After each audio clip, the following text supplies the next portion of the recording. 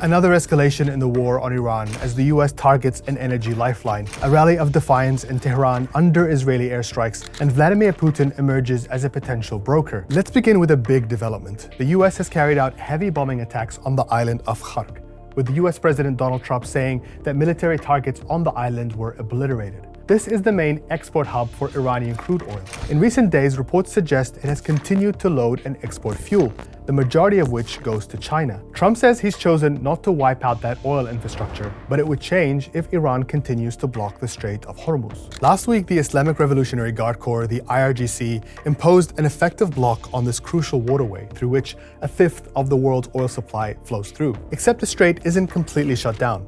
Aside from Iran's own vessels, 15 Turkish ships were allowed to pass through unharmed on Friday. Donald Trump had said he'd create a naval escort to reopen the strait, but that hasn't happened, likely because of fears that Iran could rig the strait with sea mines. There's been lots of speculation by US analysts whether the US is actually planning to take over Kharg Island, effectively controlling Iran's oil sector. It could be why US media is now reporting that 5,000 extra Marines are being deployed to the region, along with several warships. And that could give Trump something to aim for as he struggles to answer questions about how long this war will last. I can't tell you that. I mean, I have my own idea, but what good does it do?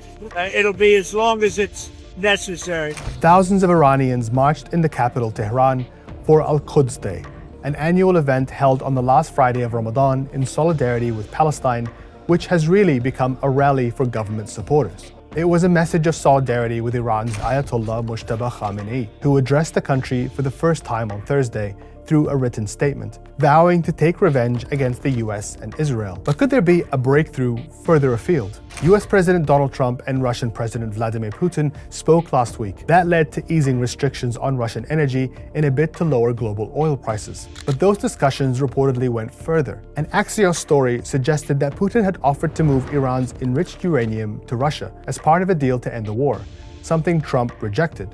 It's still a big question what exactly happened to the 400 kilograms of enriched uranium Iran had kept hidden following the 12-day war in June, and which it agreed to get rid of in the final moments of negotiations in February. Those talks ended in disaster. So could Moscow now provide an off-ramp so many are hoping for? That's it from me today. Stay with us on Al Jazeera for all the latest updates in the war on Iran.